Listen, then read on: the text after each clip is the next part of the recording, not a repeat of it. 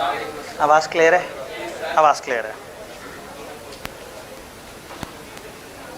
आपने फिर पढ़ा डायरेक्टर्स को जाके, हमने एक बड़े चैप्टर को 2 हिस्सों में टुकड़े टुकड़े कर दिया, जिससे वज़न थोड़ा सा कम हो गया।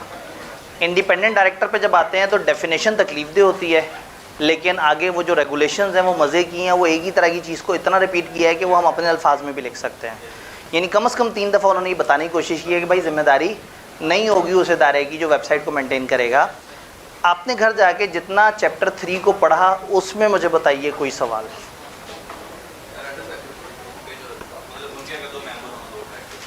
उसके अगर क्या हो,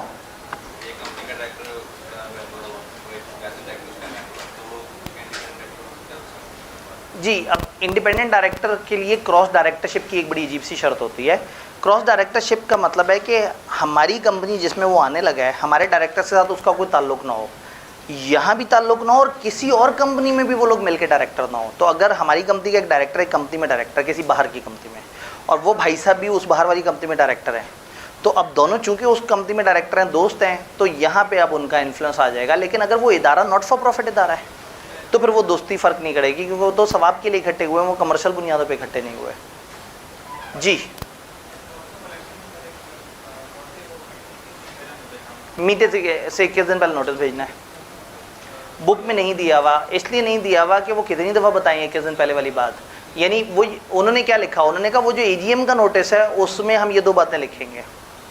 वो जो नोटिस में 2 बातें लिखनी है, वो वाला नोटिस 21 दिन पहले दिया जाता है। तो मैं इसलिए उसको एक्सप्लेन किया था कि ये वही 21 दिन वाला नोटिस है जो मशहूर ज़माना AGM के लिए बुलाया जा रहा होता है। जी,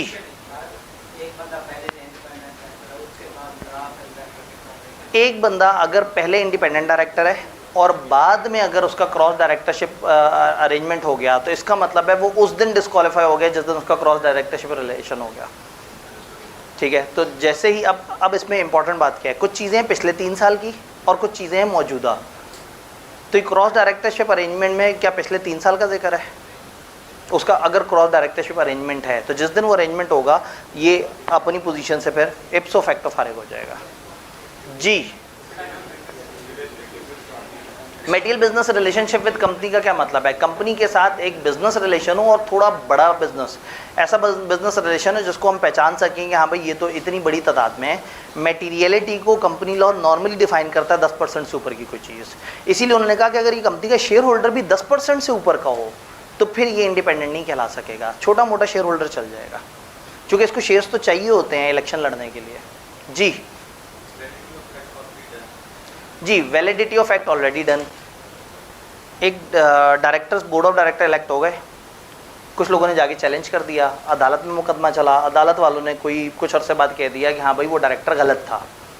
जब कंपनी में आए तो पता लगा कि वो 11 डायरेक्टर्स ने मिलकर 3 डिसीजन पास कर लिए हुए हैं, उन 11 में से एक गलत इंसान भी है। तो वो कह रहे हैं कि अगर एक डायरेक्टर की बाद में पता लग जाएगा कि अपॉइंटमेंट गलत थी तो उसकी मौजूदगी में होने वाले फैसले खुद ब खुद गलत नहीं हो जाएंगे। जी, अपार्ट फ्रॉम आ डायरेक्टरशिप फ़ी, ये मैंने कल इस पे जोर दिया था कि ये अल्फाज का घुमाव ऐसा है कि 2 एक्सेप्शंस हैं। एक काम करना है, 2 चीज़ों को एक्सक्लूड कर देना है। आपने वो जुमला पढ़ते हुए डायरेक्टर फ़ी नहीं पढ़नी और रिटायरमेंट बेनिफिट नहीं पढ़ना है। जल्दी से वो जुमला दिखाता हूँ, ये कन्फ्यूजन होती है इस डेफिनेशन में। आपने कुछ चीज़ें नहीं पढ़नी, आपने रिटायरमेंट बेनिफिट और डायरेक्टर फ़ी नहीं पढ़ना। आपने इस कॉमे से इस और से पीछे तक नहीं पढ़ना। Has received remuneration in 3 years preceding his appointment as director और रिसीव एडिशनल रेमुनरेशन और has participated in stock option और परफॉर्मेंस रिलेटेड पे स्कीम। 4 काम, रेमुनरेशन हासिल की हो, एक्स्ट्रा रेमुनरेशन हासिल की हो, स्टॉक ऑप्शन में पार्टिसिपेट किया हो, या इस रूल की एक्सेप्शन क्या है? एक्सेप्शन है रिटायरमेंट बेनिफिट फ्रॉम कंपनी, लिख सकते हैं। अब इसमें फिर एक और जुमला लिखा हुआ है, अपार्ट फ्रॉम डायरेक्टर फी, यानी रिटायरमेंट बेनिफिट ले रहा हो तो चलेगा, लेकिन अगर रिटायरमेंट बेनिफिट के अंदर अभी भी डायरेक्टर फी ले रहा हो तो फिर गलत हो जाएगा। एक्सेप्शन की एक्सेप्शन, इसका मतलब है 5 चीज़ें, रेमुनरेशन लियो, एडिशनल रेमुनरेशन लियो, स्टॉक ऑप्शन में पार्टिसिपेट किया हो, परफॉर्मेंस रिलेटेड में पास वो किया हो, या डायरेक्टर की किसी भी किस्म के पैसे ले रहा हो, डायरेक्टरशिप की फ़ी। अब ये जो मीटिंग अटेंड करने के चार्जेस हैं, इससे आपकी इंडिपेंडेंस आउट नहीं होती, लेकिन डायरेक्टर बनने की तनख्वाह, फ़ी, कुछ भी आप इस तरह की मद में ले रहे हैं, उससे आपकी इंडिपेंडेंस मुतासर हो जाती है। डन। तो ये जी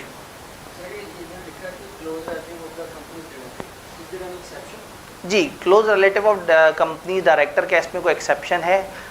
जितने भी क्लोज रिलेटिव हैं वो इसमें आएंगे, और क्लोज रिलेटिव उन्होंने डिफाइन कर दी यहाँ पे स्पेसिफिकली। कहाँ गया हमारा ये रहा, स्पाउस। स्पाउस में मियाँ बीवी आ जाते हैं। लीनियल असेंडेंट्स, ऊपर वाले लोग लीनियल 1 to 1 रिलेशन, वालदैन, उनके वालदैन, उनके वालदैन। चचा का जिक्र नहीं हो रहा, मामू का जिक्र नहीं हो रहा, वालदैन। दादा दादी हो सकते हैं, परदादा परदादी हो सकते हैं। तो लीनियल असेंडेंट 1 to 1, आपके वालदैन, उनके वालदैन, उनके वालदैन, फिर नीचे डिसेंडेंट में भी है lineal descendant, lineal ascendant and descendant. आपकी औलाद, उनकी औलाद, उनकी औलाद, ठीक है। अब आपके भाई की औलाद इसमें काउंट नहीं होगी, लेकिन आपका भाई जो है इसमें, और सिबलिंग कौन है?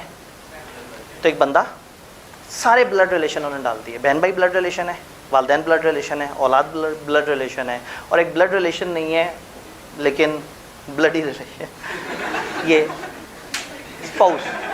तो उन्होंने जो है वो कुछ नेचुरल रिलेशन बताएं, और एक और रिलेशन जो नेचुरल नहीं है लेकिन वो नेचुरल से ज़्यादा हावी हो जाता है।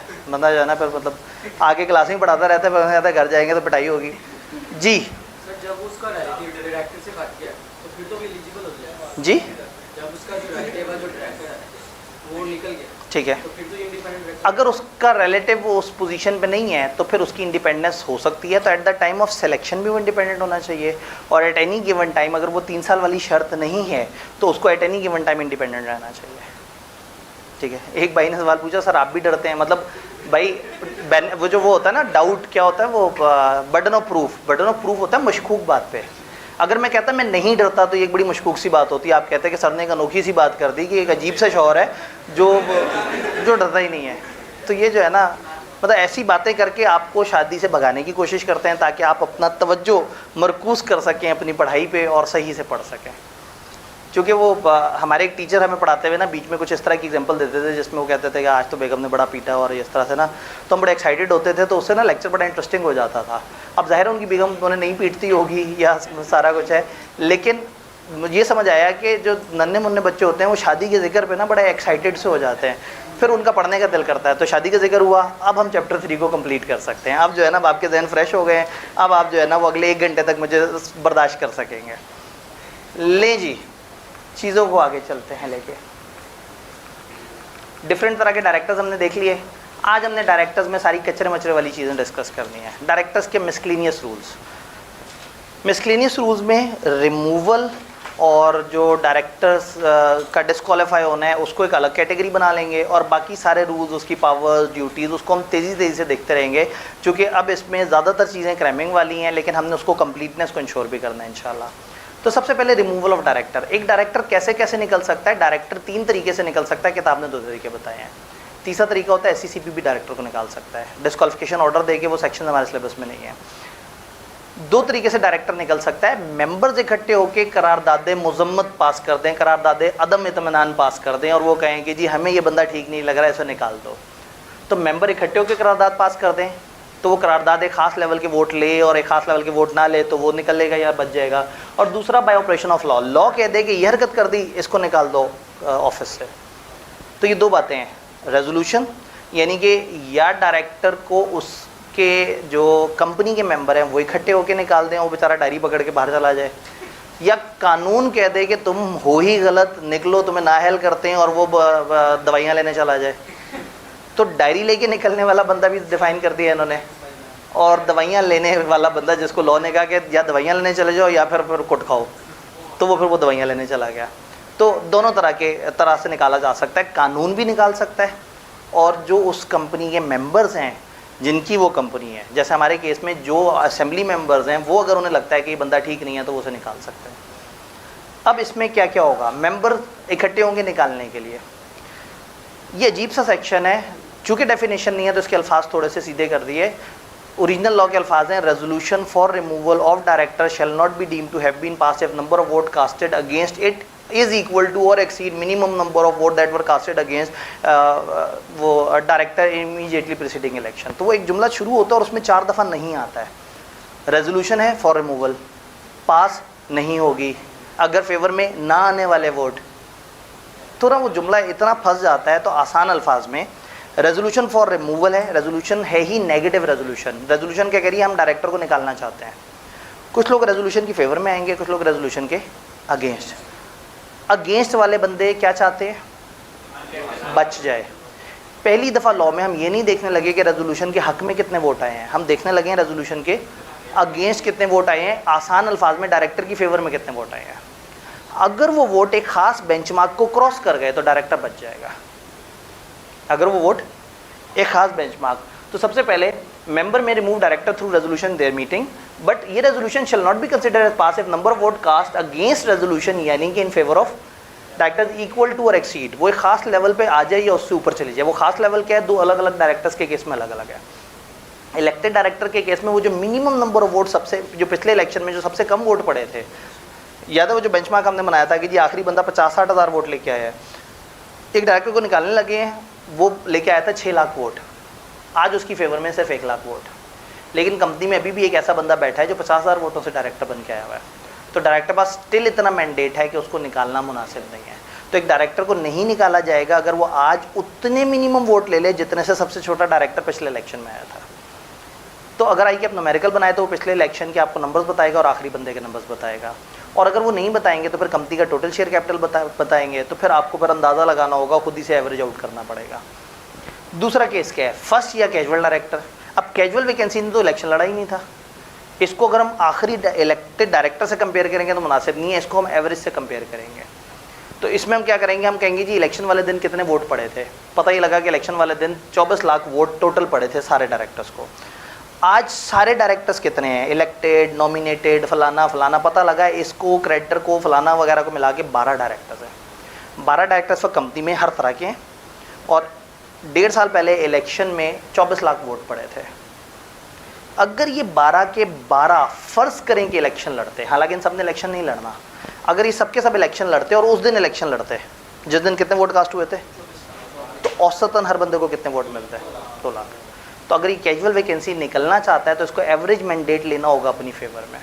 एवरेज मैंडेट कैसे काउंट होगा, उस दिन के वोट आज के डायरेक्टर्स, उस दिन के वोट डिवाइडेड बाय आज के डायरेक्टर। अगर उस दिन के वोट सवाल ने ना दिए हो तो उस दिन का शेयर कैपिटल पकड़ेंगे, उस दिन के नंबर ऑफ डायरेक्टर से मल्टीप्लाई करेंगे ताकि हमारे पास टोटल वोट अवेलेबल आ जाएं, और डिवाइड करेंगे आज के डायरेक्टर से। तो हो सकता है उस दिन 7 डायरेक्टर्स का इलेक्शन हुआ था और कंपनी का शेयर कैपिटल था 1 लाख शेयर्स, तो 7 लाख वोट अवेलेबल थे उस दिन, डिवाइडेड बाय आज इस समेत 12 डायरेक्टर्स हैं, 7 लाख को 12 पे डिवाइड करेंगे, हमारे पास एवरेज आ जाएगी। ये पॉइंट सबको समझ आ रहा है? यानी कि कैजुअल के केस में टोटल वोट अवेलेबल यानी कि number of directors for the term जो थे वो number of share total share capital से मल्टीप्लाई हुए और डिवाइड हुए आज के डायरेक्टर। तो ये 2 बातें हो सकती हैं, या तो मुझे मीटिंग में इलेक्शन में कितने वोट पड़े थे वो बता दें, फिर तो बहुत आसान है, वो वोट पकड़ें आज के डायरेक्टर से डिवाइड कर दें। अगर वो ना बताएं तो फिर वो बताएंगे उस दिन का शेयर कैपिटल और उस दिन के डायरेक्टर, इलेक्टेड डायरेक्टर, उस दिन का शेयर कैपिटल पकड़ूंगा, उस दिन के इलेक्टेड डायरेक्टर से मल्टीप्लाई करूंगा, एक टोटल वोट्स आ जाएंगे। उस दिन के इलेक्टेड डायरेक्टर, उस दिन के नंबर ऑफ शेयर्स मल्टीप्लाई हो गया, टोटल वोट अवेलेबल आ गए, डिवाइडेड बाय आज number of director for the time being, इस वक्त कितने डायरेक्टर उनसे डिवाइड कर देंगे, तो एक एवरेज वोटिंग आ जाएगी। इतनी एवरेज वोटिंग अपनी फेवर में ले लेगा तो ये बच जाएगा। ये बात समझ आई?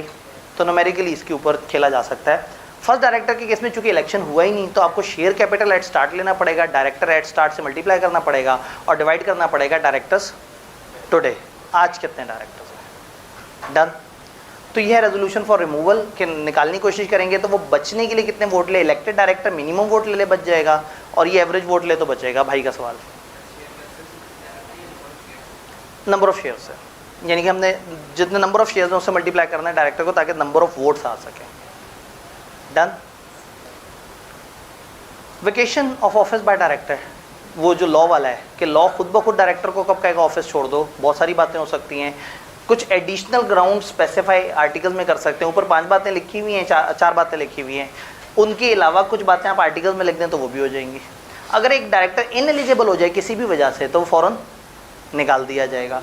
एक डायरेक्टर 3 लगातार मीटिंग्स छोड़ दे बगैर डायरेक्टर्स को बताए, डायरेक्टर्स की मीटिंग तो वैसे ही 3-3, 4-4 महीने बाद होती है, और ये भाई साहब ने लगातार 3 मीटिंग्स अटेंड नहीं की, ना कोई लीव ऑफ एब्सेंस दी है, ना बताया कि भाई मेरी तबीयत ख़राब है, मैं मुल्क से बाहर हूँ, या ये मसला है वो मसला। तो लगातार 3 मीटिंग होती हैं, एक डायरेक्टर लगातार नहीं आता और वो लीव ऑफ एब्सेंस भी नहीं देता, इसका मतलब वो नॉट इंटरेस्टेड है, लॉ कहता है उसे निकाल दो।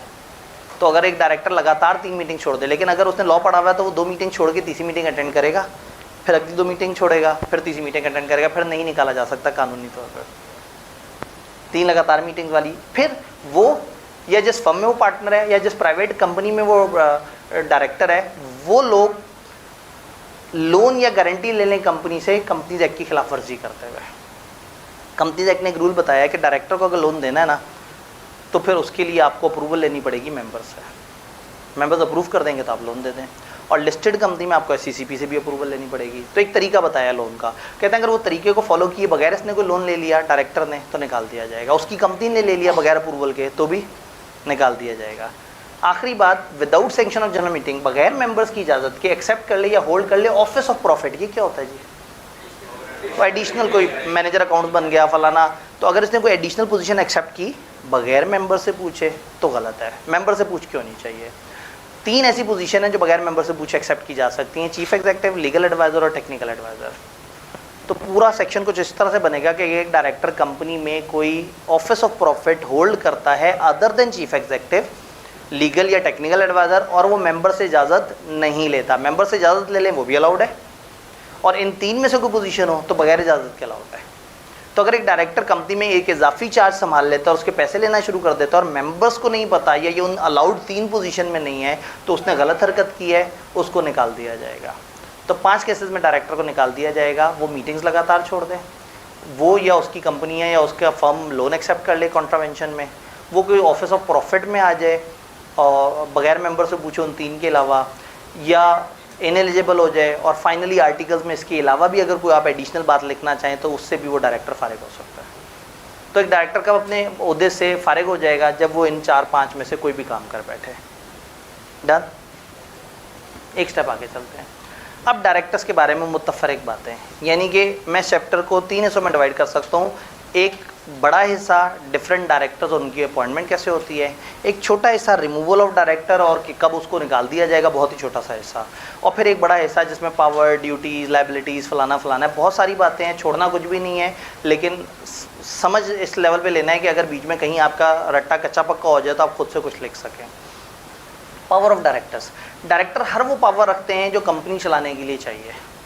अब कंपनी चलाने का मतलब है कि कंपनी में चेक भी साइन हो रहे होंगे, कंपनी में सारे काम भी हो रहे होंगे, चीज़ें भी परचेज हो रही होंगी, ये भी हो रहा होगा, कंपनी में तो नाम भी चेंज हो रहा होता है। क्या वो डायरेक्टर की पावर है? नाम चेंज करना किसकी पावर है? स्पेशल रेजोल्यूशन मेंबर्स की पावर। इसका मतलब है डायरेक्टर के पास सारी पावर्स हैं माइनस वो पावर्स जो लॉ ने मेंबर्स को दे दी। तो पहला बड़ा प्यारा जुमला है, डायरेक्टर वो तमाम पावर एक्सरसाइज कर सकते हैं जो इस एक्ट या आर्टिकल या स्पेशल रेजोल्यूशन ने मेंबर्स को अलग से अलाउ नहीं की। जो मेंबर को कह दिया लॉ ने वो मेंबर करेगा, जो मेंबर्स को नहीं कहा वो कौन करेंगे? डायरेक्टर। और नीचे पर एक इन्होंने सिंबॉलिक सी लिस्ट दे दी कि ये शेयर इशू कर सकते हैं, बोरो कर सकते हैं मनी, लोन दे सकते हैं, कैपिटल एक्सपेंडिचर 1 मिलियन से ऊपर का अप्रूव कर सकते हैं, 100,000 से ऊपर का डिस्पोजल अप्रूव कर सकते हैं, कंपनी किसी और कंपनी को टेक ओवर करना है, शेयर खरीदने हैं, एनुअल या पीरियोडिक अकाउंट्स को पहली दफ़ा ऑथेंटिकेट करना है, बोनस देना है एम्प्लॉइज़ को, इंटरिम डिविडेंड देना है, किसी डायरेक्टर को ऑथराइज़ करना है, ये सारी पावर्स हैं। राइट ऑफ करना है, इन्वेंट्री राइट ऑफ करनी है, बैड राइट ऑफ करना है, ये सारी पावर्स हैं। और जब थक जाते हैं तो कह देते हैं एनी अदर स्पेसिफाइड मैटर। तो एक लिस्ट ऑफ पावर है। मैं ये नहीं कहूँगा कि IKB ये सवाल नहीं पूछ सकता, लेकिन इसको रटा मारेंगे तो ज़रा मुश्किल में आ जाएंगे। इसको इतनी दफ़ा देख लीजिएगा कि कम से कम पेपर में अगर आ जाए तो आप इसमें से मोटी मोटी बातें लिख सकें। IKB ने बिल्कुल भी ख्याल नहीं करना सवाल पूछते हुए कि ये तो बहुत ज़्यादा रटा था। तो एक लिस्ट ऑफ पावर्स दी हुई है। ये कहते साथ ही उन्हें ख्याल आया कि कुछ ऐसी पावर्स हैं जो मेंबर से पूछे बगैर नहीं हो सकती। तो कुछ पावर्स हैं मेंबर्स के पास जो डायरेक्टर्स के पास नहीं है, कुछ पावर्स हैं डायरेक्टर्स के पास जो मेंबर्स के पास नहीं है, और 3 ऐसी पावर्स हैं जो डायरेक्टर्स मेंबर्स की इजाज़त के बगैर नहीं कर सकते। इसका मतलब है दोनों की कंबाइंड अप्रूवल होनी चाहिए। वो कौन से बड़े काम है जो बगैर मेंबर से पूछे डायरेक्टर्स भी नहीं कर सकते। आप कंपनी को बेच नहीं सकते, कंपनी का एक साइजेबल पार्ट नहीं बेच सकते, यानी कि उस कैटेगरी के अंदर जो अगर कोई भी उनका खास बिजनेस सेगमेंट है तो उसमें जितनी भी एसेट्स हैं उसका 25% से ऊपर साइजेबल पार्ट कहलाता है। एक कंपनी 3 तरह के बिजनेस में है, वो फार्मेसी भी कर रही है, वो फर्नीचर भी चला रही है, वो बेकरी भी चला रही है। तो फर्नीचर के बिजनेस का 25% से ऊपर अगर बेचना चाहते हैं तो मेंबर्स को बीच में शामिल करना पड़ेगा। तो कंपनी बेचनी हो, कंपनी का बड़ा पोर्शन बेचना हो या किसी बिजनेस का बड़ा पोर्शन बेचना हो, बड़ा पोर्शन का मतलब 25% ऑफ एसेट जो कि उस क्लास में है, जो ऑडिटेड अकाउंट्स के मुताबिक उस क्लास में है। सब्सिडरी अगर बेचनी हो किसी भी तरीके से तो मेंबर से पूछे बगैर नहीं हो सकता। और लोन या एडवांस जो डायरेक्टर को अप्रूव तरीके से दिया गया उसको माफ़ करना या एक्सटेंड करने का इख्तियार डायरेक्टर्स के पास नहीं है, मेंबर से पूछना पड़ेगा। तो ये 3 काम आपको मेंबर्स की इजाज़त से करने हैं। अब अगर आप अपनी कोई अंडरटेकिंग या अपना कोई इतने बड़े लेवल का बिजनेस बेच रहे हैं जिससे कंपनी की गोइंग कंसर्न डाउट पे हो जाए कि आप इतना बड़ा बिजनेस बेच रहे हैं, हम चलेंगे कैसे, मेंबर्स तब तक अप्रूवल नहीं देंगे जब तक डायरेक्टर्स एक अल्टरनेट बिजनेस प्लान उन्हें नहीं दे देते कि जी हमारे जहन में ये अल्टरनेट प्लान है, इसके मुताबिक हम चल रहे होंगे। तो सेक्शन में हमने कहना है जो पावर मेंबर्स के पास नहीं वो डायरेक्टर्स के पास है, और ये एक लिस्ट ऑफ पावर है जो डायरेक्टर के पास है, और ये 3 ऐसी पावर्स हैं जो कि डायरेक्टर्स मेंबर से पूछे बगैर नहीं कर सकते। कंपनी की सब्सिडी नहीं बेच सकते, किसी डायरेक्टर को लिया गया लोन वगैरह वो माफ़ या रिलैक्स नहीं कर सकते मेंबर से पूछे बगैर। और तीसरा ये कि आप कोई भी साइजेबल पार्ट अपना या कंपनी का मेजर हिस्सा जो है वो बेच नहीं सकते जब तक मेंबर्स इजाज़त ना दे दें। और इतना बड़ा पोर्शन बेचना है कि जिससे आपका क्लोजर ऑफ बिजनेस ऑपरेशन या वाइंडिंग अप तक की नौबत आ जाए, तो फिर आपने जब तक अल्टरनेट बिजनेस प्लान ना दिया हो तब तक आप ये डिसीजन अप्रूव नहीं करवा सकते। जितनी भी रेजोल्यूशन यहाँ पे मेंबर से अप्रूव करवाई जाएंगी वो साल तक वैलिड होंगी। साल तक अगर एग्जीक्यूट नहीं हुई तो आपको दोबारा मेंबर से इजाज़त लेनी पड़ेगी। पावर ऑफ डायरेक्टर्स, पावर के साथ फिर आ जाता है ड्यूटी ऑफ डायरेक्टर। इसमें बहुत बड़ी किताबी सी सिंबॉलिक बातें जिस तरह की बिलों में आप पढ़ते थे पार्टनर्स के बारे में, अच्छे लोग होंगे, ईमानदारी से काम करेंगे, जाफिशानी से काम करेंगे। तो इसमें कानूनी बात कम और अखलाकी बातें ज़्यादा हैं। आर्टिकल्स के मुताबिक काम करेंगे, गुड फेथ में काम करेंगे, रीजनेबल केयर दिखाएंगे, direct interest conflict of interest में नहीं आएंगे, अनड्यू गेन एडवांटेज लेने की कोशिश नहीं करेंगे और अपना ऑफिस किसी और को असाइन नहीं करेंगे। SECB भी डिफाइन कर सकता है कि किसके डायरेक्टर की क्या क्या ड्यूटी किस किस तरह से हो सकती है और जो गलत करेगा उसको क्या क्या सज़ा हो सकती है। तो ये ड्यूटीज है, इसको आपने बस तेज़ी से एक दफ़ा पढ़ लेना है। Compliance with code of corporate governance, हमने बात की थी SECB ने डायरेक्टर्स को समझाया है कि आपने कंपनी कैसे चलानी है। तो उन्होंने कहा अगर हम किसी कंपनी को कंपनी चलाने के लिए कोई कोड ऑफ कॉर्पोरेट गवर्नेंस दें तो उस कंपनी पर वाजिब है कि उस कोड ऑफ कॉर्पोरेट गवर्नेंस को फॉलो करें। कौन सी कंपनी को कब दिया, क्यों फॉलो करना है वो हमें नहीं पता, हमारे सिलेबस को नहीं पता। ये वही 2 कंपनियां हैं जिन्होंने इंडिपेंडेंट डायरेक्टर अपॉइंट करना होता है, लिस्टेड कंपनियां और पब्लिक सेक्टर कंपनियां। उनको चलाने का एक पूरा निज़ाम दे दिया उन्होंने कोड ऑफ कॉर्पोरेट गवर्नेंस, और उसको फॉलो करना होता है उस कंपनी को चलाने के लिए। लायबिलिटीज ऑफ डायरेक्टर, डायरेक्टर को किसी भी लायबिलिटी से एग्जेम्प्ट नहीं कर सकते। एक जगह लिखा हुआ है कि चीफ एग्जीक्यूटिव अगर टाइम से डिविडेंड नहीं देगा तो उसको इतने साल की कैद हो जाएगी, उसको इतना जुर्माना हो जाएगा। अब सारे मेंबर इकट्ठे होकर कहें यार कंपनी ने कितनी अजीब सी बात कर दी है, ऐसा तो नहीं होना चाहिए, कितना अच्छा चीफ एग्जीक्यूटिव है, चलो हम लिख देते हैं कि हम इसको एग्जेम्प्ट करते हैं, इसको जुर्माना नहीं होगा अगर इसने कानून तोड़ दिया। तो लोग कहता है भाई कानून में लिखा हुआ है, तुम लोग माफ़ नहीं कर सकते। तो कंपनी के मेंबर्स रेजोल्यूशन पास करें, डायरेक्टर रेजोल्यूशन पास करें, आप आर्टिकल्स में करें, कॉन्ट्रैक्ट में कोई भी ऐसा अरेंजमेंट अगर आप करें जिसमें एक डायरेक्टर को उसकी जेन्युइन लायबिलिटी जो उसे पढ़नी है उससे एग्जेम्प्ट नहीं कर सकते। हाँ, कुछ एक्सेप्शंस हैं। एक एक्सेप्शन हमने पढ़ी थी इंडिपेंडेंट और नॉन एग्जीक्यूटिव डायरेक्टर्स की, कि उनको माफ़ी है, याद है? हमने कहा था इंडिपेंडेंट और नॉन एग्जीक्यूटिव डायरेक्टर का साबित कर दें कि हमें नहीं पता था ये मामला क्या हुआ है, तो चूंकि वो डे टू डे अफेयर्स को नहीं देख रहे, अगर वो साबित कर दें कि उनके नॉलेज में नहीं था तो उनको माफ़ी है। और किस जगह माफ़ी है? कंपनी एक ऐसे शख्स को इंडेमनीफाई कर सकती है जिसने एक लीगल केस फेस किया हो और उसकी फेवर में जजमेंट आ गई हो। फॉर एग्जांपल एक जगह ये लोगों ने कहा कि ये डायरेक्टर ने अपनी ड्यूटी को ब्रीच किया है, और डायरेक्टर ने कहा मैंने कोई ड्यूटी ब्रीच नहीं की है, मेरे ऊपर इल्ज़ाम है। अदालत में केस चला, डायरेक्टर बेचारे को जो है वो कई लाख रुपए खर्च करना पड़ा उस केस को डिफेंड करने के लिए, और एंड पे पता ही लगा कि डायरेक्टर निर्दोष था, उसका कोई कसूर नहीं था, कसूर इल्ज़ाम लगाने वालों का था, लेकिन डायरेक्टर बेचारे का इतना खर्चा हो गया। और क्यों हुआ ये खर्चा? वो कंपनी की ड्यूटी निभा रहा था। किसी ने क्या केस किया होगा? भाई इंडिविजुअल थोड़ी था, वो तो कंपनी का डायरेक्टर था, तो उसको ये केस किया होगा कि तुमने मेरे साथ ज़ाती नाइंसाफ़ी की है, तुमने कंपनी के इख्तियारात में रहते हुए नहीं की। और अगर ये केस जीत चुका है डायरेक्टर, तो इसका क्या मतलब होगा? डायरेक्टर ने कंपनी के रूल्स के मुताबिक किया था, तो जो इसका बेचारे का खर्चा हुआ, जो इसका नुकसान हुआ, दिस इज़ अलाउड कि कंपनी इसको उस तरह के नुकसान की कंपनसेशन दे सकती है जिसको कंपनी का डायरेक्टर होने की वजह से बेयर करना पड़ गया। अगर अदालत में इसकी फेवर में फैसला आ जाए, कंपनी में indemnify any such person against any liability incurred by him in defending any proceeding, civil हो या क्रिमिनल हो, in which judgment is given in his favour और ही इज नॉट गिल्टी। अगर वो गिल्टी नहीं है या उसकी फेवर में फैसला आ गया है तो ठीक है, अब उसका कोई खर्चा वगैरह लगा है तो वो कंपनी उसको कंपनसेट करेगी। डन।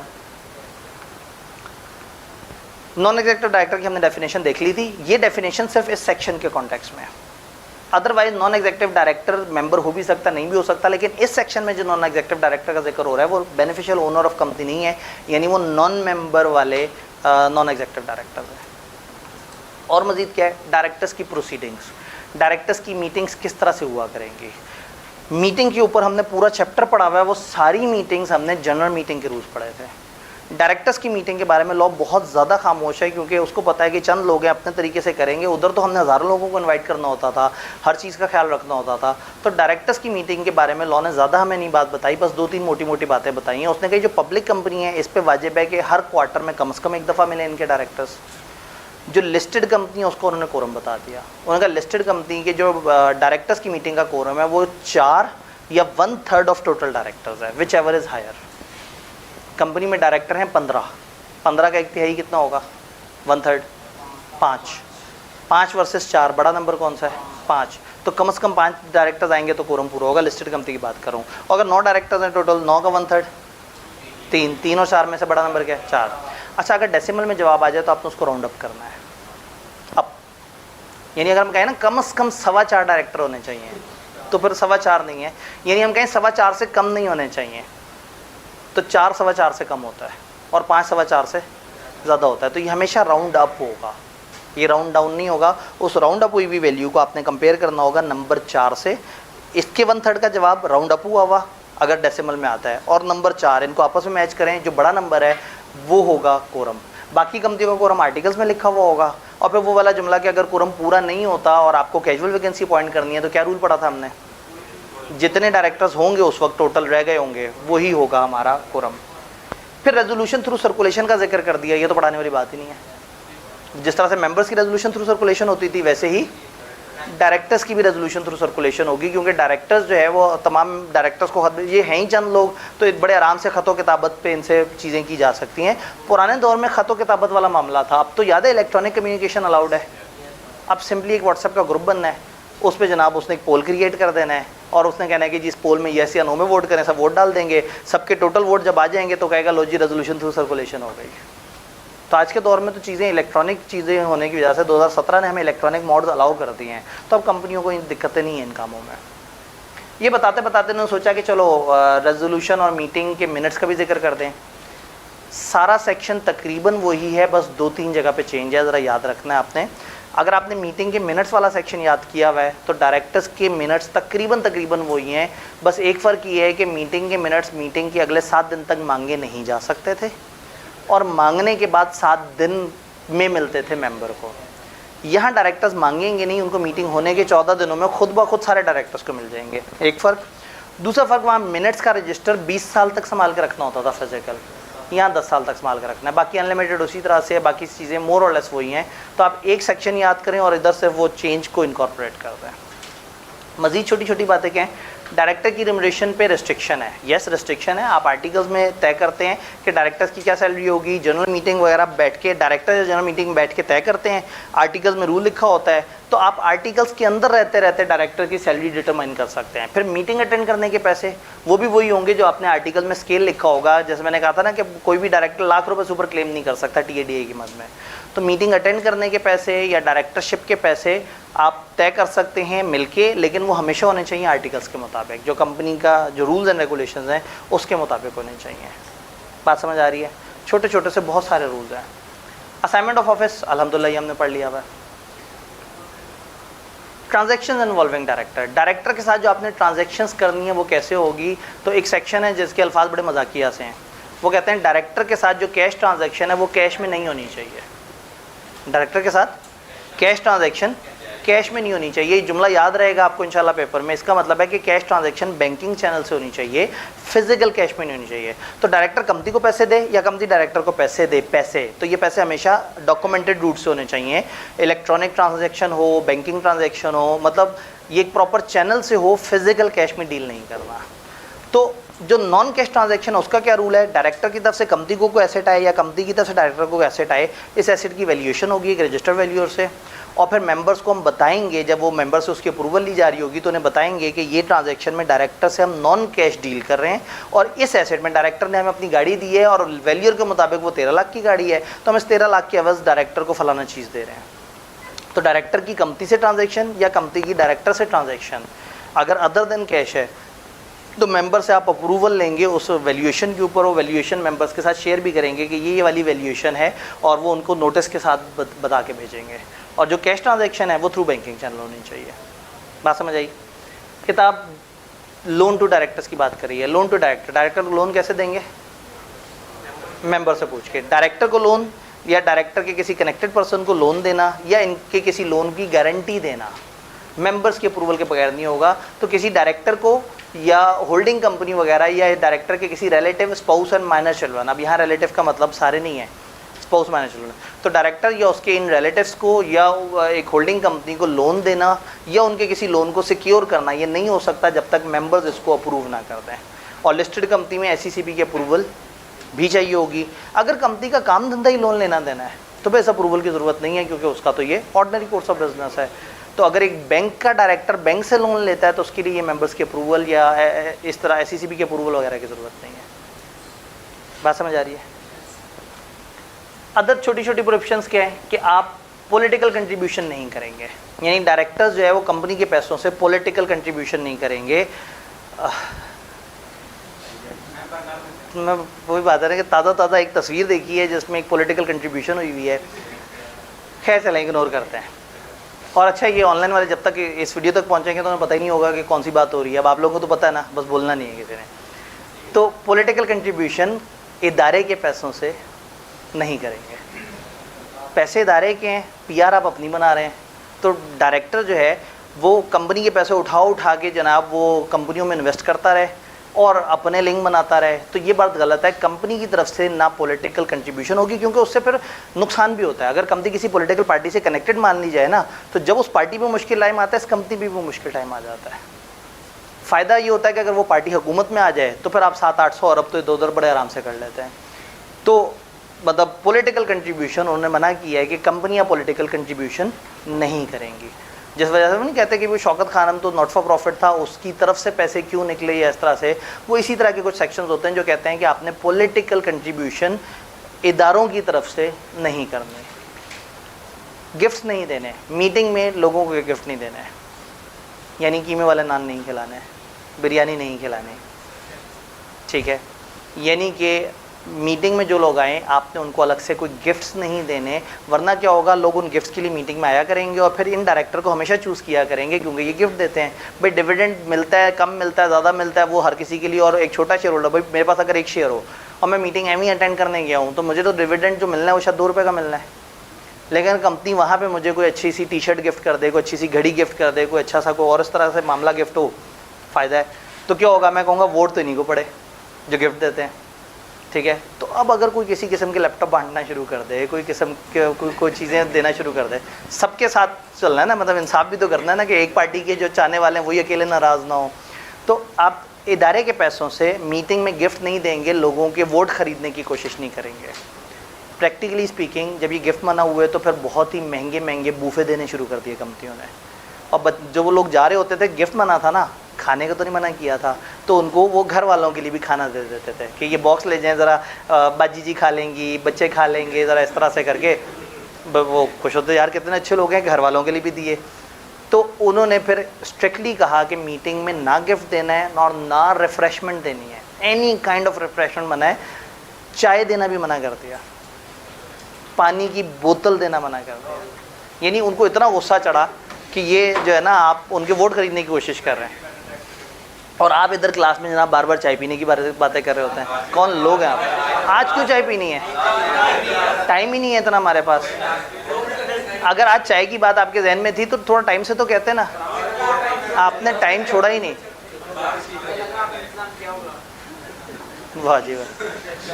क्या आप कहेंगे चूंकि आज आखिरी दिन है तो आप लोगों ने, मुझे जालमो, आप लोगों ने मेरे ख्याल में सेशन का भी जो आखिरी दिन था उस दिन भी मेरे ख्याल में कुछ खाना पीना किया था। मेरा नहीं ख्याल, मैं एटलीस्ट जितना मैं मासूम आदमी हूँ, आपने ज़रूर मेरे से जो है ना वो कुछ ना कुछ, पक्की बात है, 100% पक्की बात है।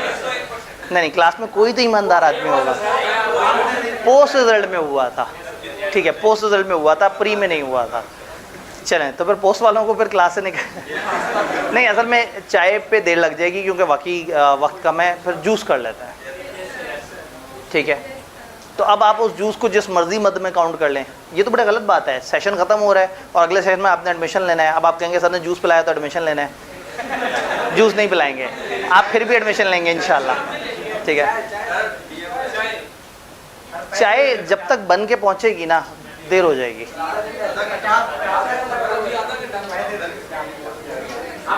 आधा बात ये कि उनके पास एकदम से सामान भी उतना सारा पड़ा हुआ है या नहीं है, मतलब असल में हम एक नॉट फॉर प्रॉफिट इदारा है ना, मतलब हम ऐसा नहीं है कि बल्क में जनाब चीज़ें पड़ी हुई हों और हम जनाब वो 70-80 रुपए की चाय बेचते हों या इस तरह से करके। चलें, इस तरह से कर लेते हैं कि अगर जो लोग बहुत शदीद चाय के शौकीन हैं वो हाथ खड़ा कर दें, बाकियों को जूस वो कर लें। 1 2 3 4 5, 1 मिनट, ये बाद में खड़े हुए हैं। एक दफ़ा एब्सोल्युटली डिसीजन याद है, डिसीजन वंस गिवन रिवोक नहीं हो सकता। हाँ जी, चाय पीना है। 1 2 3 4 5 6 7 8 9 10 11 12 13 14 15 लो जी वहाँ तो। फिर अब ये किस्मत पे है, हम चाय का कह देते हैं, कंटिजेंट कॉन्ट्रैक्ट करते हैं। चाय का कहते हैं अगर उनके पास सामान ना निकला तो ख़त्म कहानी, फिर खेलते हैं ना। और अगर जो है ना, अच्छा मैं कोई हिंट नहीं दे रहा, कुछ नहीं, वो इंडिपेंडेंटली जाके पूछेंगे उनसे। अगर सामान ना हुआ, चले सामान ना हुआ तो जूस कैंसिल, सामान हुआ और टाइम से ना पहुंचा तो मैं क्लास से चला जाऊंगा, लेकिन आप जाके जो है ना वो, या आप टीए भाई से कहिएगा कि जी वो चाय, लेकिन अगली क्लास के आने से पहले, क्योंकि अगली क्लास में ज़रा बच्चे ज़्यादा हैं वो, और उनका आज लेक्चर भी ज़रा अहम है, तो वो फिर ऑडिट वाले बच्चे जो है ना वो फिर अगर उनको पता लग गया कि यहाँ चाय पी गई है तो वो तो फिर नहीं छोड़ेंगे। तो इसलिए ठीक है, तो आप जाके ना उनसे कहें कि जी 15 चाय जो है वो अगर वो बहुत जल्दी ला के दे सकते हैं, मतलब 15-1 मिनट में ला के दे सकते हैं तो बड़ा अच्छा हो जाएगा। और बाकी जूस, बाकी अब आपने गिन लेना है और उस हिसाब से जूस कर लेना है। ठीक हो गया जी।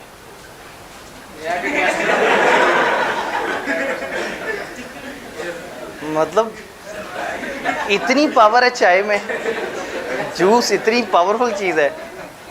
मैं एक जुमला बोलने लगा था, मैं कहने लगा था कि चलें आप जो नोट कर रहे हैं उसके बाद 1-2 एहतियातन और भी कर लें। फिर मैंने टाइम देखा, मैंने कहा अब कौन आएगा।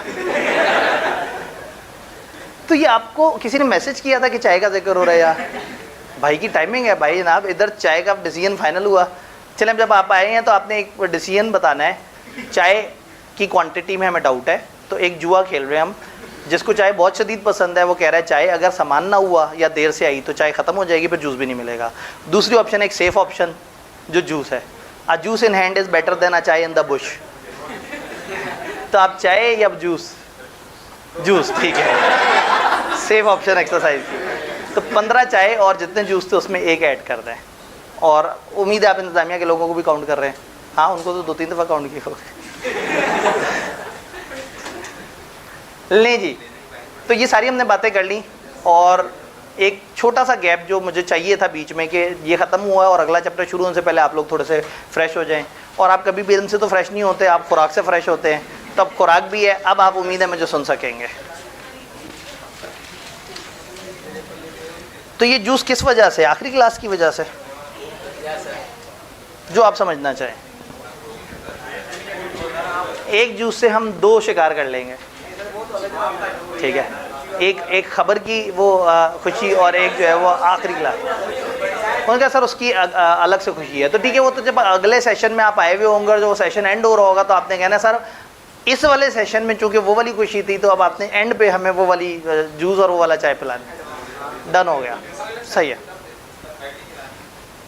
हाई टी, मतलब पुराने ज़माने में लोग ऐसी बातें करते थे तो वो मतलब वो उनके बाल उड़ जाया करते थे, उनका मतलब चेहरा बिगड़ जाता था, उनको जो है ना वो अचानक से बीमार हो जाते थे। मतलब इतनी बड़ी बात एकदम से कर दी और बिल्कुल लग्जिश भी नहीं हुई हल्की सी, ना कदम डगमगाए। तो भजन आप तौबा करें, आप लगता है इस लेवल पे पहुंच गए हैं कि आपके ये गुनाह तो बहुत छोटे हो गए हैं। तो ठीक है ना, मतलब बैठे बैठे हाइट ही कह दिया, अल्लाह माफिज है।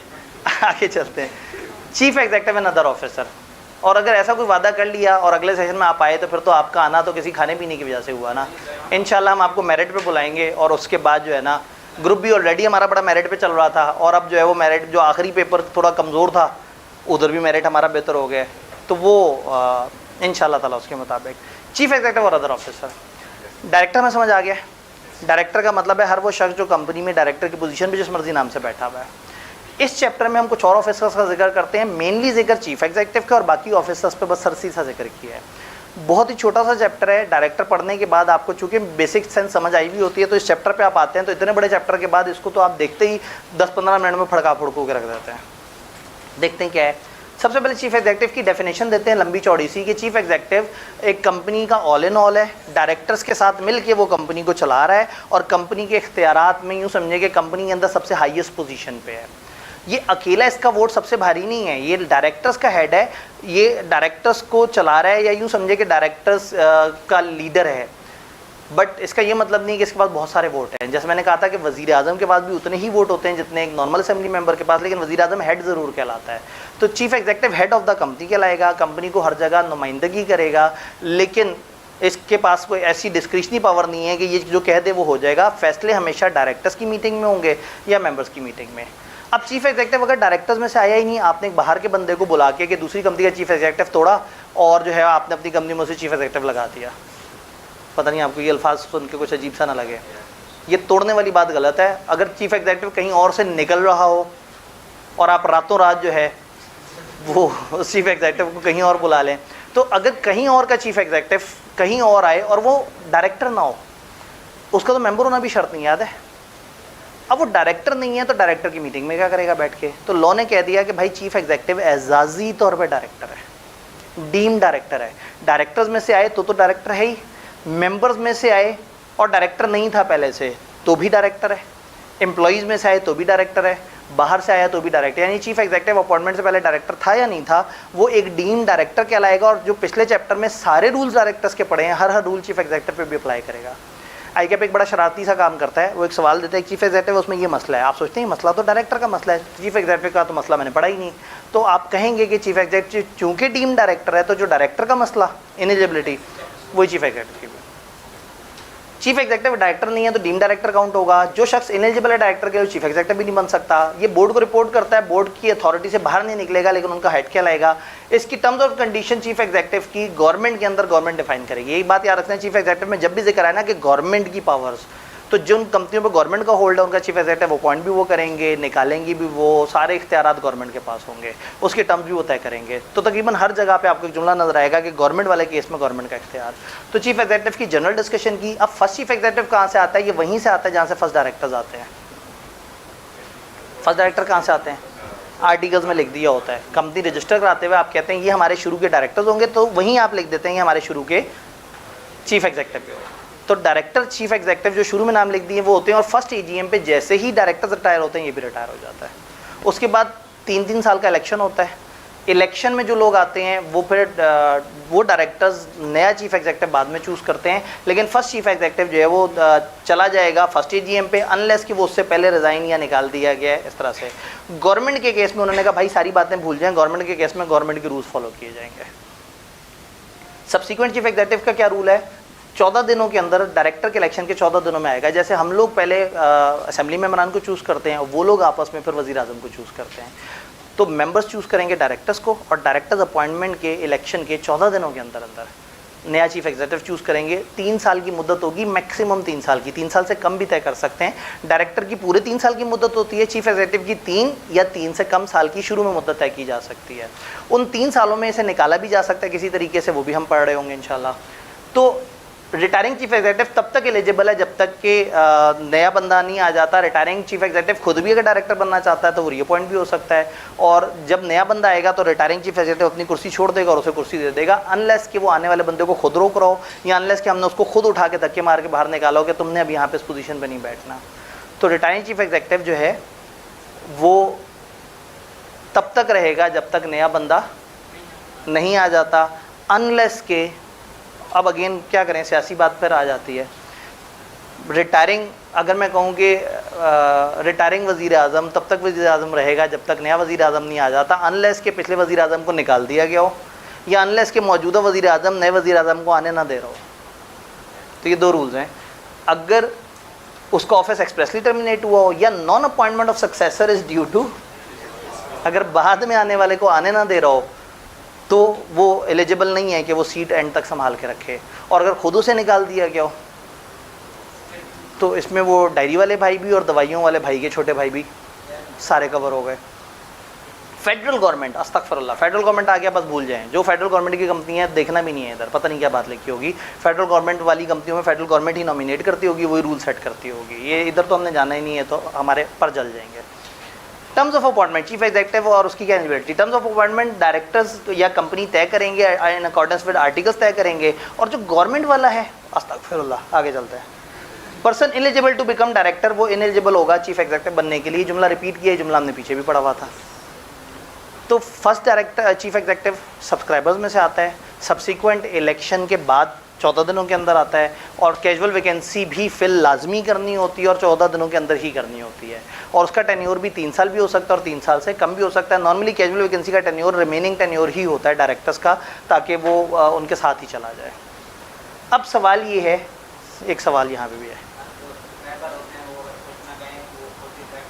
जी, अगर सब्सक्राइबर कुछ ना कहें, अगर आर्टिकल्स जमा कराते हुए ना 6 सब्सक्राइबर हैं, उन्होंने नहीं बताया हमारे कौन से डायरेक्टर्स होंगे, रूल ऑफ लॉ ये है कि वो सारे खुद ब खुद डीम डायरेक्टर बन जाएंगे।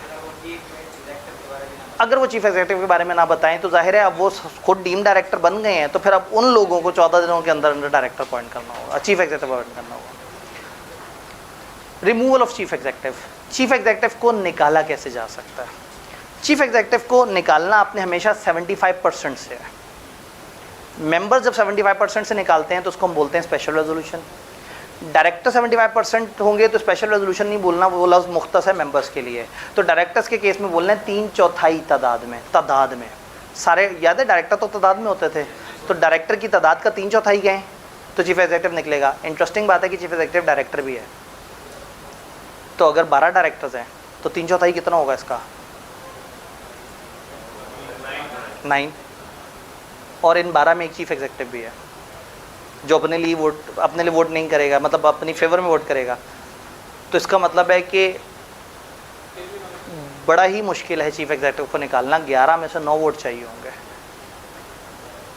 क्योंकि वो अपने आप को तो वोट नहीं करेगा, अपने अगेंस्ट तो नहीं वोट करेगा। तो चीफ एग्जीक्यूटिव को निकालने के लिए कम से कम 3/4 अक्सरियत चाहिए। और जाहिर है वो चीफ एग्जीक्यूटिव खुद अपने फेवर अपने अगेंस्ट वोट नहीं करेगा, तो शायद आपको 3/4 से ज़्यादा अक्सरियत चाहिए ऑफ द रिमेनिंग पर्सन। अगर गवर्नमेंट नहीं देखना, बस 75% का रूल याद है, तो गवर्नमेंट के केस में गवर्नमेंट ही जो करेगी। अगर गवर्नमेंट के पास 75% पावर होगी वो खुद निकाल देंगे। तो गवर्नमेंट में अपॉइंटमेंट भी गवर्नमेंट करेगी, उसका टेन्योर भी वही सेट करेंगे, उसके टर्म्स भी वही सेट करेंगे, उसको निकालेंगे भी वही। निकालने के लिए पावर चाहिए 75%। तो स्पेशल रेजोल्यूशन जो कि 75% होती है, 3/4 जो कि 75% होती है, और 75% जो कि होती ही 75% है। तो तीनों केसेस में चीफ एग्जीक्यूटिव जब निकलना हो, आपने 75 का आंकड़ा जहन में रखना है और उसको फिट कर देना है। 3/4 स्पेशल रेजोल्यूशन और 75%। 3/4 किसका है, डायरेक्टर्स का। 75% किसका है, गवर्नमेंट का। और स्पेशल रेजोल्यूशन किसकी है, मेंबर्स की। चीफ एग्जीक्यूटिव पब्लिक कंपनी का कम्पीटिंग बिजनेस नहीं करेगा। एक पब्लिक कंपनी का चीफ एग्जीक्यूटिव है तो एग्जैक्टली वही बिजनेस नहीं करेगा जो उसकी अपनी कंपनी का है, और अगर करेगा तो वो इनएलिजिबल हो जाएगा, निकाल दिया जाएगा। लेकिन एक बंदा ऑलरेडी एक बिजनेस कर रहा है और आप बाद में उसे अपना चीफ एग्जीक्यूटिव बना के लेके आते हैं, तो फिर वो एक नोटिस देगा, वो बताएगा कि मेरा एक कन्फ्लिक्ट ऑफ इंटरेस्ट है। फिर कंपनी वाले उसे कैसे एक्सेप्ट करेंगे, यहाँ लॉ के पास इतना टाइम नहीं था कि वो हमें आगे की बातें बताता। उसने सिर्फ इतना ही बताया कि अगर वो इंटरेस्टेड नहीं है, तो अगर वो इंटरेस्टेड है उस बिज़नेस में, ऑलरेडी उस तरह का बिजनेस कर रहा है अपॉइंटमेंट से पहले, तो अपॉइंटमेंट के वक्त बता दे कि मेरा इस तरह का बिजनेस है, सबके नॉलेज में हो, फिर वो अपॉइंट करना चाहें तो उनकी मर्जी है। लेकिन आगे का प्रोसेस नहीं बताया तो उसमें हमने परेशान भी नहीं होना। डन। सीलों में परेशान होने का बड़ा आसान सा तरीका है, हर उस चीज़ पे परेशान हो जो किताब में नहीं लिखी हुई। मैं एक अजीब सा एक मुश्किल सा सिनेरियो बना के आपको दे दूँ, बताएं इसमें क्या होगा, और फिर उसके बाद उसका एक लॉजिकल जवाब दे दूँ अपनी नॉलेज से, जो कि सीए फाइनल से आ रही है। तो ये खामखा आपको तंग करने वाली बात है। This is for surely assume कि आपकी किताब में हर सवाल, तकरीबन हर सवाल आपकी किताब से हमेशा आंसर हो जाता है, चाहे वो लॉजिकल सवाल हो चाहे वो किताब वाला सवाल हो। तो ये आपने याद रखना है कि किताब के अंदर रहना है, आपने किताब से बहुत ज़्यादा बाहर नहीं निकलना। परेशान होना तो निकलिएगा, लेकिन परेशान होने की ज़रूरत नहीं है। देन हम बात करेंगे चेयरमैन की। चीफ एग्जीक्यूटिव समझ आ गया। अब चीफ एग्जीक्यूटिव के साथ कुछ छोटे छोटे से जो और ऑफिसर्स हैं उनका जिक्र। छोटे छोटे ऑफिसर का मतलब है जिसमें कम कम लिखा हुआ है। इस वक्त ऑल दो शायद आपको मैं सुनाई नहीं दे रहा हूँगा, लेकिन मैं फिर भी कोशिश करूँगा कि ठीक है। हाँ, अभी चाय नहीं आई, अभी जो है ना चाय नहीं आई और इतने सारे जूस आए जालमो, आप जो है ना मतलब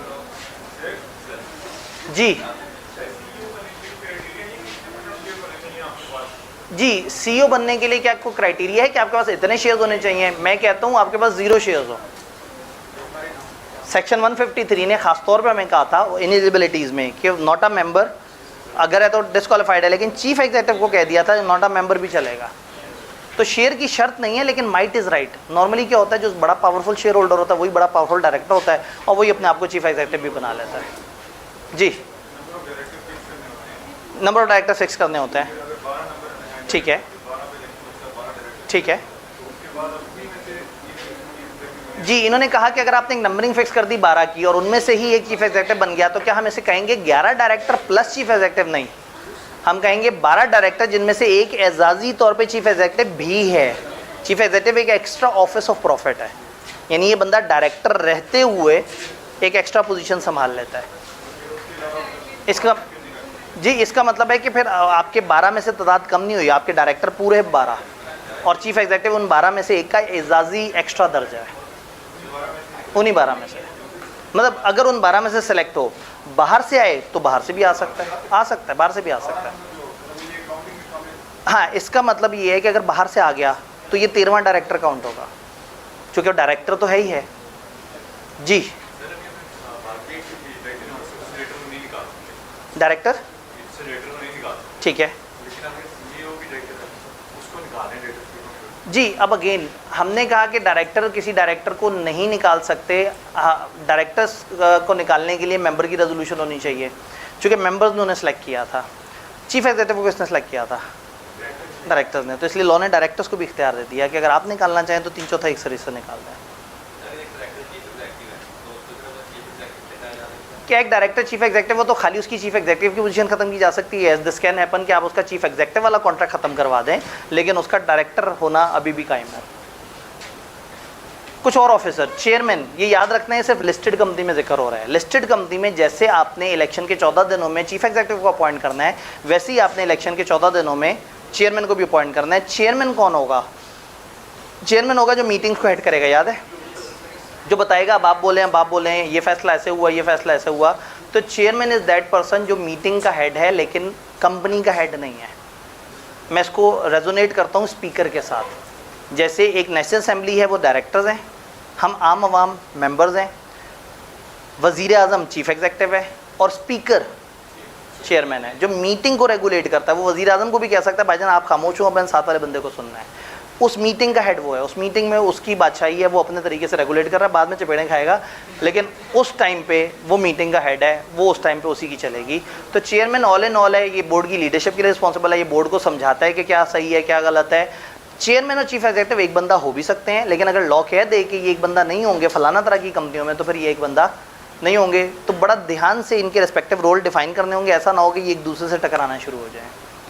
तो ये चीफ एग्जीक्यूटिव चेयरमैन के बारे में। चेयरमैन को 3 साल के लिए बुलाएंगे अनलेस कि उससे पहले निकाल दिया जाए या कुछ इस तरह से मामला हो। तो सारी बातें उसी तरह से हैं, लेकिन ये मैं सिर्फ जिक्र करूँ लिस्टेड कंपनी का, तो लिस्टेड कंपनी का चेयरमैन एक रिव्यू रिपोर्ट भी देता था एंड पे, याद है, फाइनेंशियल्स के। तो ये वाली सारी चीज़ें हैं। और एसईसी भी वो क्लास ऑफ कंपनीज डिफाइन कर सकता है जिसमें चीफ एग्जीक्यूटिव और चेयरमैन सेम लोग नहीं होंगे। यहाँ किताब 2-3 और ऑफिसर्स के बारे में जिक्र करिए, क्योंकि चैप्टर का नाम अदर ऑफिसर है, तो उन्होंने सोचा थोड़ा सा मसाला तो ऐड करें। जी, अब अगेन चेयरमैन का ओहदा अगर एक खातून के पास हो तो क्या हम उसे चेयरमैन बोलेंगे या चेयरपर्सन या चेयरवुमेन बोलेंगे? कॉमन ज़बान में, हमारी जो प्रैक्टिकल ज़बान है उसमें हम चेयरपर्सन का लफ्ज़ इस्तेमाल करते हैं जब हमने दोनों जेंडर्स को रेफ़र करना हो, हम चेयरपर्सन बोल देते हैं। कानून अंधा होता है, ठीक है, ये खातून को भी चेयरमैन कह देता है, ठीक है, वो कह देगा खातून चेयरमैन, ठीक है। तो चेयरमैन मतलब ये चेयर वाला मैन नहीं है, चेयरमैन मिला के एक वर्ड है। आप देखें मैं इसमें स्पेस नहीं डाली हुई। तो ये एक लफ्ज़ है चेयरमैन जिसका मर्द ज़ात से कोई ताल्लुक़ नहीं है, ये मतलब उससे आज़ाद है, जेंडर से आज़ाद है। तो chairman is any one male और फीमेल जो कि कंपनी के डायरेक्टर्स को हेड कर रहा हो या कर रही हो। तो कॉमन ज़बान में बिल्कुल सही है, कॉमन ज़बान में चेयरपर्सन का वर्ड होता है, तो आपने पेपर में जज्बाती हो के खामखा चेयरपर्सन ही लिख देना, कानून को नहीं पता चेयरपर्सन कैसे कहते हैं, ये आम ज़बान का लफ्ज़ है। कानून की ज़बान में जो वर्ड है वो चेयरमैन है। वोटिंग पावर क्या है चेयरमैन की? देखिए चेयरमैन डायरेक्टर्स में से अगर है, जो कि नॉर्मली डायरेक्टर्स में से होता है, तो फिर डायरेक्टर बन के वोट कर रहा है, हो सकता है मेंबर भी हो तो मेंबर की मीटिंग में भी वोट करेगा। अब यहाँ एक बात जो हमारी किताब ने हमें बहुत ज़्यादा एक्सप्रेसली नहीं बताई, वो प्रैक्टिकल बात ये है कि अगर किसी भी मीटिंग में एग्जैक्टली बराबर फैसला हो जाए, आधे लोग इस तरफ हो जाएं, आधे लोग इस तरफ हो जाएं, तो चेयरमैन को कास्टिंग वोट मिलता है। इसको एडिशनल या कास्टिंग वोट कहते हैं। ये जिस तरफ वोट कर देगा फैसला उस तरफ हो जाएगा। चेयरमैन के बाद 2-3 और ऑफिसर्स का जिक्र करना है जी। चेयरमैन नॉन एग्जीक्यूटिव डायरेक्टर में से होता है लिस्टेड कंपनी के अंदर। जी बिल्कुल, ये सिर्फ मीटिंग में आके मीटिंग को रेगुलेट करता है ना, इसकी बला से कि कंपनी में क्या चल रहा है, लेकिन मीटिंग के वक्त ये कहेगा कि ये मीटिंग ऐसे होगी, ये ऐसे होगी। जी, ये रिस्पॉन्सिबल इस चीज़ के लिए कि डायरेक्टर्स को ये समझाए कि भाईजान मीटिंग में एंज नहीं होना, ये जो आपने खुद ही से फैसला ले लिया ऐसे नहीं होगा, मीटिंग में आओ, फैसला करो, उसके मिनट्स बनेंगे, फिर वो ऑथेंटिक होगा। तो ये उनको कानूनी तौर पे रेगुलेट करेगा, समझाएगा, और इसको सपोर्ट करता है कंपनी सेक्रेटरी। कंपनी सेक्रेटरी का एग्जीक्यूटिव पोजीशन है, वो कंपनी में फुल टाइम होता है, और ये नॉन एग्जीक्यूटिव है, ये दोनों मिलकर काम करते हैं। लेकिन वही बात है कि हम उतना समझेंगे जितना किताब के अंदर है।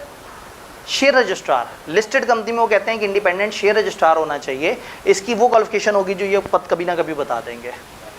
ये क्या काम करेगा? लिस्टेड कंपनियों का जो शेयर रजिस्टर है वो इंडिपेंडेंटली इसके पास होगा। जिस भी बंदे ने अपने शेयर ट्रांसफ़र करने हैं, कंपनी में जाना है, कंपनी से निकलना है, वो कंपनी को नोटिस देने के बजाय शेयर रजिस्ट्रार को नोटिस देगा। इसका नाम आपने अपने नोटिस में भी लिखना होता है।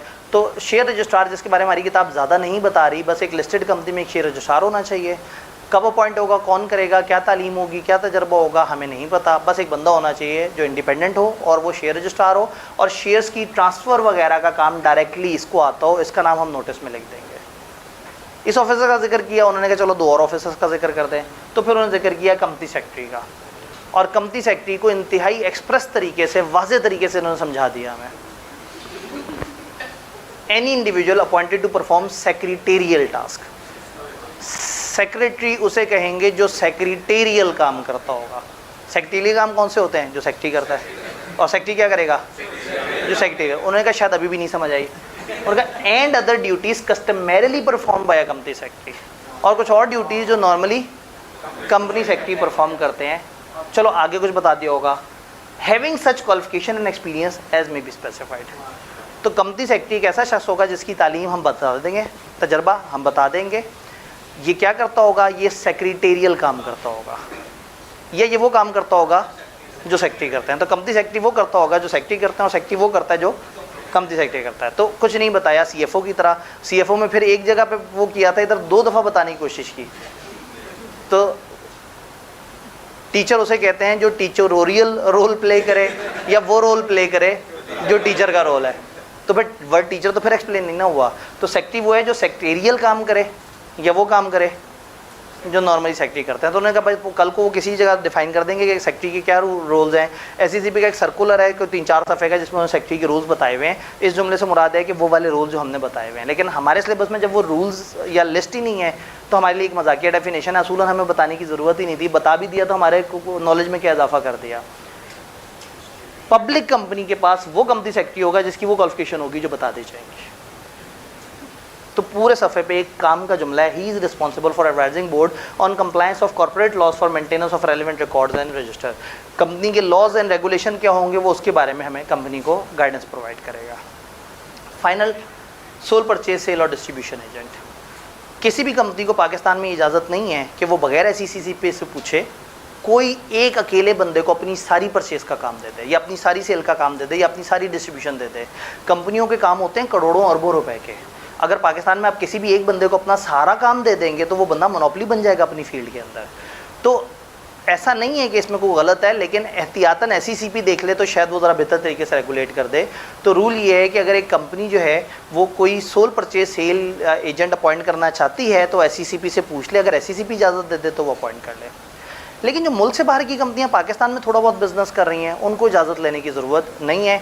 लेकिन अगर वो बाहर की कंपनियां अपना मेन काम पाकिस्तान में कर रही हैं तो फिर उनको पाकिस्तान में इजाज़त लेनी पड़ेगी। तो इसका मतलब है पाकिस्तानी हर कंपनी को इजाज़त लेनी है। पाकिस्तान के बाहर का रेजिडेंट या बाहर की कंपनी अगर माइनर काम पाकिस्तान में कर रहे हैं तो इजाज़त नहीं लेनी, और अगर मेजर काम पाकिस्तान में कर रहे हैं तो इजाज़त लेनी है।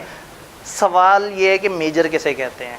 जवाब ये है कि ख़तरनाक लफ्ज़ है, एहतियात करनी होगी। ठीक है, एम ही मतलब जो है ना, कल को मेरा क्लिप निकाल देंगे सर ने मेजर के बारे में पता नहीं क्या कह दिया। तो मेजर जो है वो ज़्यादा को कहते हैं। कितने ज़्यादा को कहते हैं? यहाँ लॉ खामोश है। जहाँ लॉ ने बताना था 25% बताया, जहाँ लॉ 50% कहता है, जहाँ लॉ खामोश है तो हम भी खामोश हैं। तो मेजर का मतलब है मेजर बिजनेस। तो जो कंपनी मेजर के साथ बिजनेस जो कंपनी मेजर बिजनेस करती है पाकिस्तान में वो अपॉइंट नहीं करेगी बगैर पूछे, और जो मेजर बिजनेस नहीं करती, माइनर बिजनेस करती है, वो बगैर अप्रूवल के अपॉइंट कर सकते हैं। तो ये जुमला लिखा हुआ है कि कोई भी कंपनी पाकिस्तानी या बाहर की पाकिस्तान में अगर बिजनेस कर रही है तो sole purchase sale agent SCCP से पूछे बगैर नहीं करेंगे।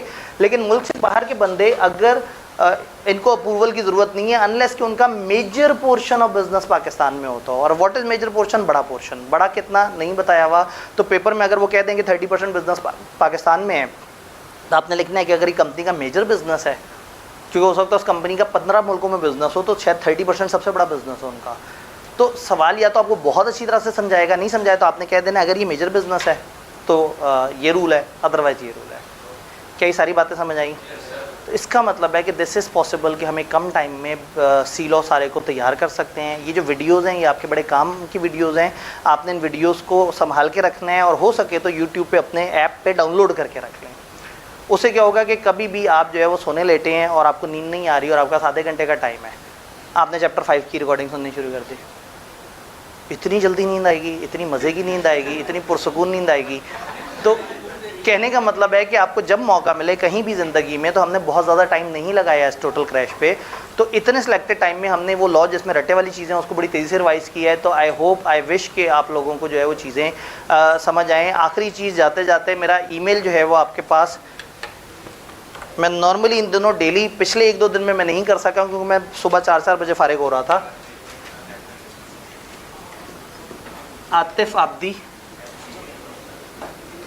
FCA@gmail.com। कोई कन्फ्यूजन हो, कोई सवाल हो, आप मुझे ईमेल करें, वॉइस में ईमेल करें, वॉइस नोट डाल के ईमेल कर दें, किसी भी तरह से। अगर आप चाहते हैं कि वॉइस में जवाब आप लिख देंगे सर मुझे वॉइस में जवाब चाहिए, तो जब भी पढ़ते हुए कोई कन्फ्यूजन हो, कोई परेशानी हो, तो आप बड़े आराम से मुझे ईमेल कर सकते हैं। मेरी कोशिश होती है कि इन दोनों, और ख़ासतौर पे जब मेरी क्लासेस भी कम हुई हुई होती हैं तो मैं ज़रा अलर्ट होता हूँ, मैं फिर दिन में 2-3 दफ़ा भी देख रहा होता हूँ।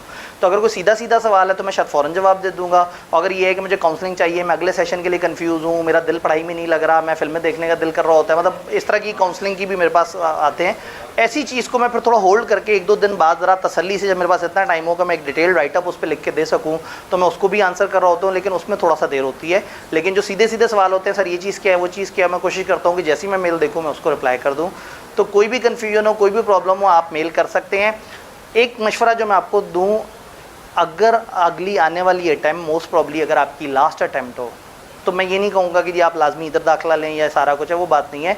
बात ये है कि आपने लाजमी अपना PPE और हैंड्स ऑन कोर्स अगर अभी तक नहीं किया तो कर लें। जब लोग एंड पे आते हैं ना, और वो फिर जब सेशन बीच में पहुंचता है तो उनके लिए इम्पॉसिबल हो जाता है कि वो इन 2 कोर्सेज़ को भी कर सकें और साथ में। और अगर आपने कैफ के आखिरी पेपर दिए और ये 2 कोर्स नहीं हुए हुए, तो आपकी CV पे कैफ क्वालिफाइड नहीं लिखा हुआ होगा, आपको अक्सर फर्म्स नहीं एक्सेप्ट करेंगी, अक्सर फर्म में आप दाखिला नहीं भेज सकेंगे।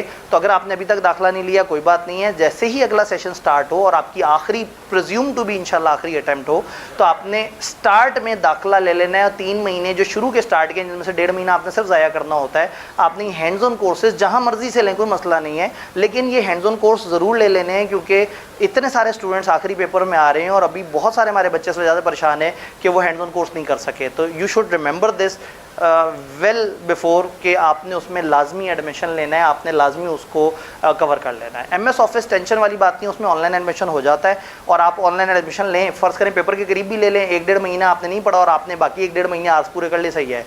PPE की लिमिटेशन है, कम से कम 3 महीने पे स्प्रेड हुआ होना चाहिए। हर हफ्ते कॉलेज 8 घंटे से ज़्यादा भी नहीं पढ़ा सकता, तो कॉलेज की मजबूरी है कि उसने 3 महीने पे उसको स्प्रेड करना होता है और फिर आपने 90% से ज़्यादा अटेंडेंस भी उसमें देनी होती है। नहीं करेंगे तो फिर बहुत सारे और मसले हो जाते हैं। तो इसलिए बेहतर है कि आप अच्छे टाइम पे उसको प्लान कर लें, आने वाले सेशन के स्टार्ट में उसको लाजमी लेना शुरू कर दें। ठीक है जी। तो अपना बहुत बहुत ख्याल रखिएगा। अगर इस दौरान जो है वो आपकी तरफ से कोई कोताही हुई है तो मैं आपको माफ़ करता हूँ। अगर किसी भी जगह मेरा कोई जुमला आपको बुरा लगा या किसी को कोई एग्जाम्पल दी या किसी को कोई समझाया या डांटा और उसे अजीब सा लगा तो कोई बात नहीं है। हो सकता है कल को आपको शऊर आ जाए और आपको ज़िंदगी में कभी समझ आए कि टीचर ने आपको क्यों डांटा था। तो मुझे बिल्कुल कोई शर्मिंदगी इस पर नहीं है, क्योंकि यकीनन मैंने बिला वजह किसी को नहीं डांटा होगा। हाँ, आप लोगों ने मेरे साथ जो जुल्म सितम पूरे सेशन किए उसके लिए मैं आपको टाइम से एक्सप्रेसली माफ़ कर देता हूँ। कौन सा जुल्म सितम, चाय की एक चिस्की मार के ना कहता है कौन सा जुल्म है, मैं किसके हाथ पे लहू तलाश करूँ। सारे शहर ने पहने दस्ताने, तो दस्ताने पहन के बैठे हुए और लहू नज़र ही नहीं आ रहा। भाई ना जरा जूस पिया है जरा। आप किसी भी टाइम में ना नंबर ऑफ बच्चों से मल्टीप्लाई करके उसको मार्केट के रेट से मल्टीप्लाई करके अंदाज़ा लगाया करेंगे। तो भाई या तो सारे अमीर लोग इसी तरह से करते हो, भाईजान हर बंदे का दिल छोटा ही होता है। तो ये जो है ना, तो ओए होए क्या कह दिया। जाहिर है मतलब वो बंदा शायद मोहम्मद गजनवी हो, शायद वो जो है वो सलाउद्दीन अयूबी हो। हर बंदा आतिफ थोड़ी होता है, हर बंदे का अलग अलग नाम होता है। बिल्कुल सही कहा, बात बड़ी जेन्युइन है। ठीक है जी। तो अब आपके पास वक्त कम है मेरे ख्याल में, और अब आप लोगों को एक्टिवली काम करना है। अगर आपने लिखे नहीं है ना चैप्टर्स, तो कोशिश करें छोटे चैप्टर से लिखना शुरू करें। सीलो बड़ा जालिम है, हर तीसरे दिन भूल जाता है। तो अगर आप टाइम निकाल के लिखना शुरू कर देना और अपने लिखे हुए से याद करें, आपकी रिटेंशन बहुत बेहतर हो जाएगी इंशाल्लाह ताला। इससे पहले कि अगली क्लास के बच्चे हमें मारना शुरू करें, लिखा भी है फिर आप अपने लिखे हुए से याद कर रहे हैं, तो फिर रूल तो पूरा समझे ना। अपने हाथ से लिखें, लिखते हुए सामने रख के अपने अल्फाज में मत लिखें। मेरी किताब के अल्फाज छाप दें, फिर मेरी किताब साइड पर रख दें और अपने रजिस्टर से अपनी हैंड राइटिंग वाली चीज़ से रिवाइज़ करें और दोबारा ना लिखें। उसी अपनी रिटन हैंड राइटिंग जो कि आपकी आंखों में शनासाई है जिसकी, उसको देखें, उसी को बार बार याद करें। कम टाइम में याद होगा, देर तक रहेगा। एक छोटे चैप्टर पर तजर्बा करके देखें। मेरे कहने पे तजर्बा इफेक्टिव हो तो बाकी चैप्टर पे करिएगा, और यकीन माने तजर्बा इफेक्टिव है। आप ज़िंदगी में शायद पहली दफ़ा कमती लॉ दे रहे होंगे, मैं ज़िंदगी में कोई 150वां पौने 200वां बैच पढ़ा रहा हूँगा, तो शायद उस सारे तजर्बे से कुछ सीख के मैं ये मशवरा दे रहा हूँ जी। एक आखिरी सवाल, क्योंकि असल में अब आगे वाले बच्चे भी जाए। क्या चीज़ रिटेन कैसे रखें?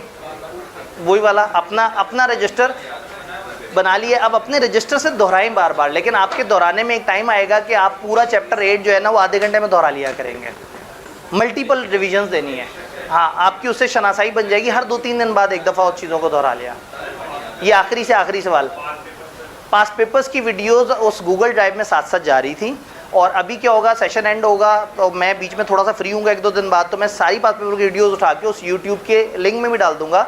अभी भी मौजूद है, अभी गूगल ड्राइव में मौजूद है, सामने नहीं है, तो हम वो यूट्यूब पे भी डाल देंगे ताकि वो फिर उस प्लेलिस्ट का हिस्सा बन जाए। जी, रिटन प्रैक्टिस हमें करनी चाहिए या नहीं? हर चैप्टर के कम से कम 3 सवाल अगर आप लिख लेंगे तो यकीन माने बहुत अच्छी बात होगी। कमती लोग कम टाइम देते हैं तो मैं कहते हुए डर रहा होता हूँ, लेकिन मेरी ख्वाहिश ये है कि आप हर चैप्टर के कम से कम 3 सवाल हाथ से लिख के करें। आपका एक्सप्रेशन डेवलप होगा और आपको ज़रा पेपर की थोड़ी सी प्रैक्टिस हो जाएगी।